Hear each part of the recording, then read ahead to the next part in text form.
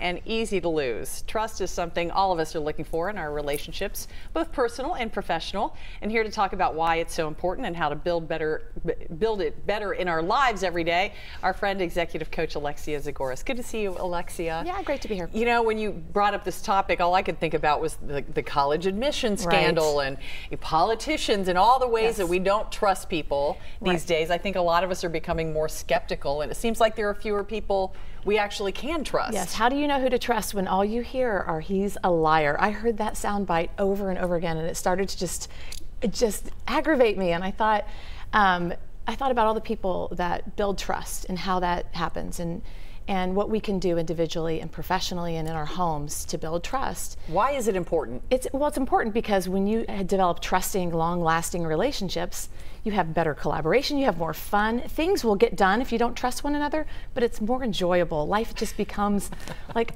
you know, your families and your work environments where you spend all your time. Why not have that that baseline, that foundation of trust? And you've broken down how to build trust in 3 different areas. The first is how we show up. What does that mean? It's really about being reliable. I call it a say-do ratio. If you say you're going to do it, you better do it. So it should be 1-to-1. So showing up, being reliable, being at work on time, being there and getting the work done.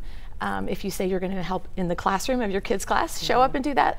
So it crosses all areas of your life. Even in my house, if we say we're going to have discipline for something, or we're going to do our homework at a certain time, I mean, that's one way that kids start learning how to trust people, isn't it? Yes, it is. And you know, we have a trust crisis of our youth. I mean, very skeptical young people, and there's good reason for that. But really, when you mess up, because we all do, to be able to say you're sorry, just and saying I'm sorry, fess up, right. Also, the next area is the way we are. The way we are, which, you know, saying you're sorry shows a little bit of vulnerability. So that's a very important factor in developing trust, to be able to show that your successes and your failures, and to be able to connect with people on that level.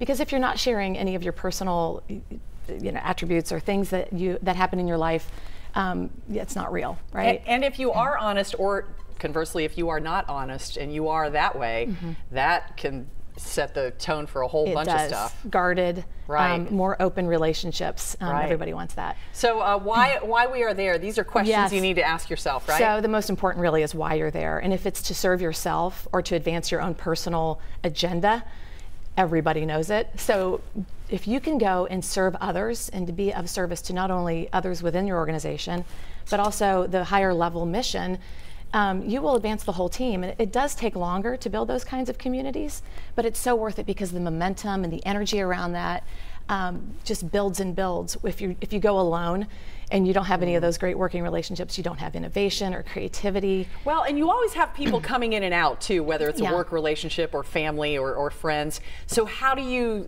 sort of, for the new people coming in, let them know that it's a good, you know, trustworthy situation? Right, you have to start from the beginning with new people. Every time. Every time you do. You have to bring them in and show them.